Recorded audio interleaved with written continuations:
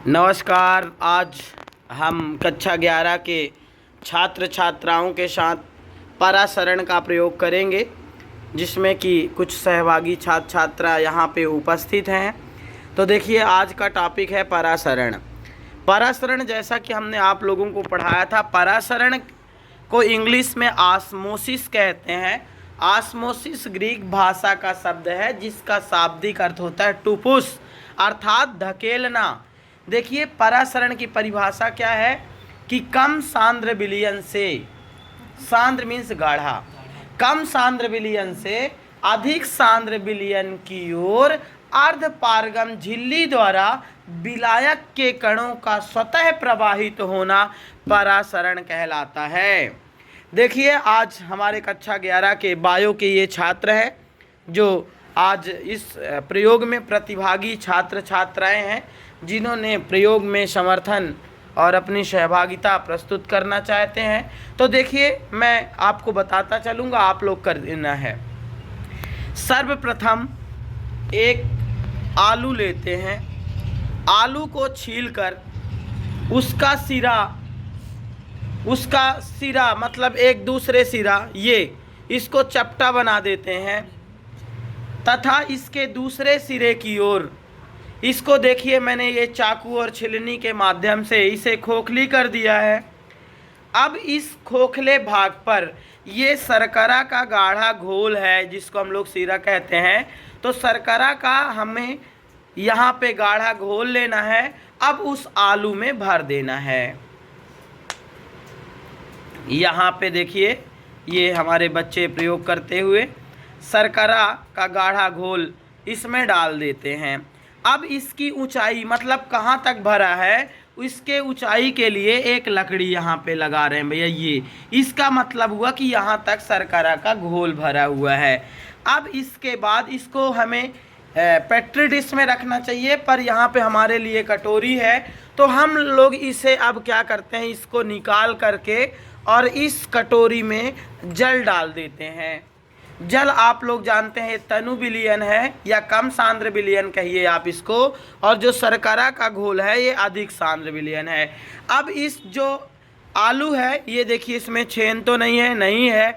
अब इस आलू को हम इस कटोरी में जिसमें पानी भरा हुआ है उसमें रख देते हैं। यह ध्यान रखना है कि बाहर से पानी नहीं आना चाहिए। ये देखिए, यहाँ पे हमने ये छोड़ दिया। आप देख सकते हैं कि अगल बगल का पानी इसमें नहीं आ सकता है, पानी जस्ट इसके किनारे पर लगा हुआ है। कुछ देर बाद, अब चूंकि हम इसको बताना चाहेंगे 1-2 घंटे के लिए इसे खुला छोड़ दें। कुछ देर बाद आप लोग देखेंगे कि पानी कम सांद्र है और शर्करा का घोल अधिक सांद्र है। तो कम सांद्र विलयन से अधिक सांद्र विलयन की ओर, कम सांद्र कौन है? पानी। अधिक सांद्र कौन है? शर्करा का घोल। तो कम सांद्र विलयन से अधिक सांद्र विलयन की ओर। सर, अर्ध पारगम झिल्ली कहाँ मिलेगी?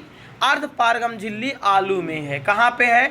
आलू में। तो अर्ध पारगम झिल्ली के द्वारा जो पानी के कण हैं, विलायक के कण हैं, वो अपने आप शर्करा के घोल में जाने लगेंगे। और लगभग कुछ देर बाद, यदि हम यही प्रयोग को लिए रहें और 10-15 मिनट, 20 मिनट, 1 घंटे बाद, कुछ देर बाद हम देखेंगे, इस वीडियो को मैं यहाँ पे रोक रहा हूँ, आपको 1 घंटे बाद मैं फिर वापस आऊँगा।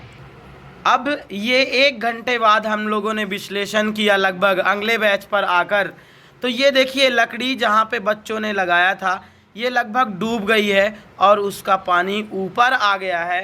तो यह प्रयोग हमारा परासरण का प्रयोग था कि परासरण किसे कहते हैं। एक बार ध्यान से सुनिए, ये कक्षा 12 के लिए केमिस्ट्री के लिए भी मोस्ट क्वेश्चन है और 11th के लिए बायो के लिए मोस्ट क्वेश्चन। एक बार पुनः मैं परिभाषा बताऊंगा। परिभाषा आप लोग ध्यान से सुनिएगा। कम सांद्र विलयन से, कम सांद्र मतलब जल, अधिक सांद्र विलयन की ओर मतलब शर्करा का घोल। कम सांद्र से अधिक सांद्र की ओर अर्ध पारगम झिल्ली। अर्ध पारगम झिल्ली कौन है? आलू है। अर्ध पारगम झिल्ली के द्वारा विलायक के कणों का स्वतः प्रवाह होना ही परासरण कहलाता है। That solve. अभी एक दूसरी आलू भी है, इस प्रयोग को आप उल्टा करके भी देख सकते हैं। इस बार इस आलू में आप पानी भरिए। एक दूसरा प्रयोग हम लोग अपने से करते हुए, ये एक दूसरा प्रयोग है, इसमें आलू ये है, थोड़ा कम पानी भरिए।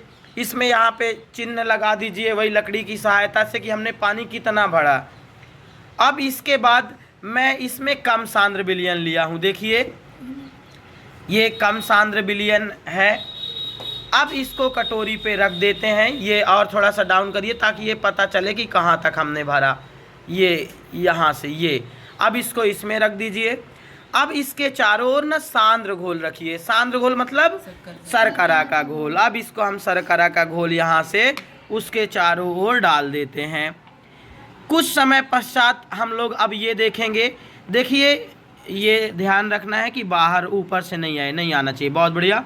अब इसको भी 1 घंटे के लिए हम खुला छोड़ देंगे और लगभग अब 1 घंटे बाद नहीं, जब आप अगले दिन आएंगे तो आप ये देखेंगे कि जो आलू का पानी है वो कम सांद्र है, जो कटोरी में शर्करा का घोल है अधिक सांद्र है। तो पानी के कण जो है अपने आप निकल के कहाँ चले जाएंगे? शर्करा के घोल में। तो धन्यवाद मेरे दोस्तों। आज का प्रयोग कैसा लगा? आप लोगों को यदि अच्छा लगा हो तो लाइक शेयर सब्सक्राइब जरूर कर। धन्यवाद।